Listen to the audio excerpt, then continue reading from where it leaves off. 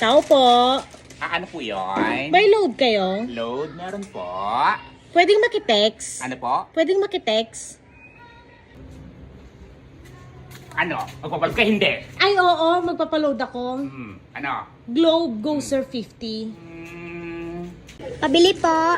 Ano po yun? May mantika po kayo? Ano po? Mantika. Mantika, meron po. Isang nga po. Isa po. Isang lapad. Ay, hindi po. Isang patak. Ano? Isang patak. Ano? Bibili ka ba ng mantika o hindi? Ay, sige po. Suka na lang po. Nakakaloka kayo ha? Ganan? Tao po. Ano po yun? Meron po kayong noodles. Noodles, meron po. Sardinas, meron kayo? Sardinas, meron din po. Yung kape, meron kayo? Kape, ano pong kape 3 in 1? Opo. Meron po. Yung munggo. Munggo, meron din po kay munggo. Sardinas po. Meron nga pong sardinas. Ano ba bibilhin mo? Ay, wala po. Ano? Bibili ka ba hindi? Ay, bibili po. Isang malit sarap na lang po. Nakakaloka ka ha? Tao po. Ano po yun? Magpapaload po sana ako. Paload po. Sandali lang Opo. po. 09 Ay, sandali lang po. 0907 Sandali lang po yung cellphone hinahanap ko. 0907 Sandali nga lang po yung cellphone hinahanap ko. Sandali lang. 0907 Sabi ko, sandali lang eh. Nakakaloka ka. Hinahanap ko yung cellphone. 0909. Paano ka talulutan? Wala yung cellphone. Nakakaloka!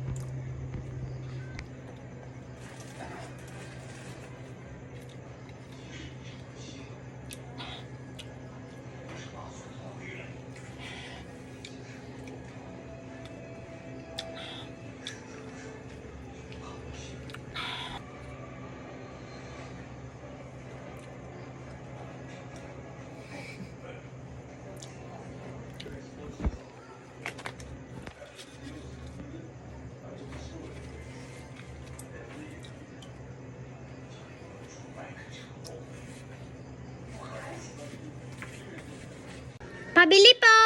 Ano po yun? Pabili nga po ng 1 assurance. Ano po? 1 kilong assurance. 1 kilong assurance? Apo. Nakakaloka ka? Walang binibentang ang assurance dito. Itong batang to, ano binibili mo? 1 kilo nga pong assurance. Wala nga po kayong binibentang ganun dito. Ano bang ina-assure mo dito? Assurance nga po. Assurance? Ang assurance lang dito, yung Bingi magbayad ka po ng ba utang. kayo? Ah, Bigay po ba kayo? Wala. Assurance nga po. Wala nga kang binibentang assurance dito. Ano ba yung binibili mo dito? Pumunta sa mga gobyerno o kung saan-saan, doon ka kumuha ng assurance. Huwag dito. Assurance nga po. Batang to, assurance. Wala kami ganun dito. Ano ba yun? Hindi niyo po ba alam? Yung ano nga yung nilalagay sa kape pag mapait, tapos sa gatas pag ano, Hindi lalagay iba sa yung kape. lasa. Nalalagay sa kape at gatas. Asukal yun! Assurance, nakakaloka ka. Ano gusto mong kulay? Yung violet. Violet? Walang violet na assurance. Asukal dito. White saka brown lang. Kung batang to, ano gusto mo? White o brown? Sige, brown. Ba't ka sumisigaw? Eh, ikaw nga din, sumisigaw ka. Ano, 1/2, 1/4. 1 kilo nga eh. Ay, nakakaloka tong batang to. Tinatanong ko ng maayos, Ay, sumisigaw. kanina ko pa po sinasabing 1 kilo. Oo nga, 1 kilo. Ano yung assurance? Magpaano na po kayo ng tinga nyo? Itong batang to sumisigaw. Nakakaloka ka, 1 kilong assurance. Ano pa po? Sukli ko po. Ayan tayo. Wala ka pang binibigyan ng bayan, nangihingi ng sukle. Mamaya ko na ibibigay kasi si nanay nagagalit na. Yung galit ko, hindi mo pinapansin. Tuloy yung kape niya, magagalit na. Nakakaloka yung nanay mo, uutusan kanya bumili ng 1 kilong assurance dito. Ganon. Nakakaloka. Sabihin mo, 1 kilong asukal. Ikaw muna. Sinasabi ko ng maayos sa'yo, tapos ayaw mo sabihin ng maayos. Sabihin mo, 1 kilong assurance. 1 kilong assurance. Kunin mo na nga yan. Sabi mo assurance. Assurance na itong batang Oh, to. sabi mo na assurance. Nakakaloka ka. Ang assurance ko dito, yung nanay magbabayad ng utang. Ang haba-haba ng lista ng nanay mo dito, oh. Wala lang assurance dito na magbabayad ng utang ng nanay mo dito. Nagigil talaga ako sa nanay mo. Itong nanay mo, utang ng utang. Walang assurance. Nakakaloka. Labas ka. Itong batang to, ha. Nakautang-utang kayo dito. Maldita! Nakakaloka. Labas ka nga dito. Sustang bata ka, ha. Nakaka-high blood ka. Itong assurance kayo. Maldita! Akin na nga yan! Itong batang to. Labas ka! Maldita! Ayun, hayaan mo na pag-usapan nila ang buhay mo. Isa lang ang ibig sabihin nun, na ikaw ang bida sa storya. Diba? Kasi kung hindi ka pag-uusapan, walang magandang bagay kang maririnig sa mga taong naninira sa'yo. Diba? Yung nagbibigay pa sila ng oras para pag-usapan ka. Ganun na ba ka-espesyal ang buhay mo para ikaw ay pag-usapan nila? Oo, kaya ako pinag-uusapan ako ng ibang tao. Thank you. Oo, kasi alam nyo sa dami ng problema na pwede nyong lutasin, yung buhay ko pa talaga ang gusto nyo mapag-usapan. Oo, kasi naman nakaka-proud lang din naman kasi syempre sino ba naman ako para pag-usapan, at thank you nga pala ha, dahil naririnig ko na pinag-uusapan nyo raw ako. Grabe ha. Syempre thank you naman dahil sa inyo lalo akong nakikilala, pinag-uusapan. Oo. Pero eto na nga ang kwento ko guys, no. Bakit kaya maraming tao dito sa mundo, oo, kahit saan, na gumagawa ng kwento o ng mga pwedeng ikasira ng ibang tao? Kasi nga basher yan. Ang mga basher never po yung matutuwa sa lahat ng mga achievement mo sa buhay. Diba? Kaya kung may mga tao kang naririnig o may mga nalalamang kang kwento na ikaw ay sinisiraan o hindi natutuwa sa mga achievement mo sa buhay, hayaan mo lang sila, 'di ba? Talagang never matutuwa ang mga taong 'yan sa mga nakukuha mong biyaya, achievement sa buhay. Kaya ako or ikaw na pinag-uusapan nila, ang dapat mo na lang gawin pagtuunan mo yung mga bagay na pwede pang magpabago sa buhay mo, 'di ba? Talagang mag-focus tayo sa mga goals natin sa buhay, sa mga dreams natin, para sa ating pamilya, sa mga kapatid, sa sarili natin, at sa mga taong sumusuporta po sa atin. Kaya hayaan na lang po natin yung mga taong mahilig gumawa ng kwento, ng chismis, 'di ba? Kasi hindi natutulog ang Diyos. Hayaan natin ang karma ang bumalik sa kanila. Basta lagi tayong gumawa ng tama at piliin nating wag makatapak ng ibang tao, okay na yon. Di ba? Lagi tayong magpasalamat sa Diyos sa mga biyayang ipinagkakaloob niya sa atin. Oo, kung pinag-uusapan ka behind your back, hayaan mo na sila. Problema na nila yon, di ba? Kasi dinami-dami ng pwedeng pag-usapan sa buhay, talagang ikaw pa ang gusto nilang pag-usapan. Di ba? Hindi pa tayo sikat, pero pinag-uusapan na tayo. Nakakaloka. Kaya thank you so much po ha sa mga taong pinag-uusapan ako. Bongga yan. Ipagpatuloy niyo yan ha hanggang ako ay maging superstar ng buhay ninyo. Ganon. Nakakaloka. Kaya ang dapat natin gawin, wag tayo magpapapekto sa mga taong ganyan. Maraming ganyan sa paligid, kaya hayaan na lang natin. Diba? Basta tayo, focus on the goal. Diba?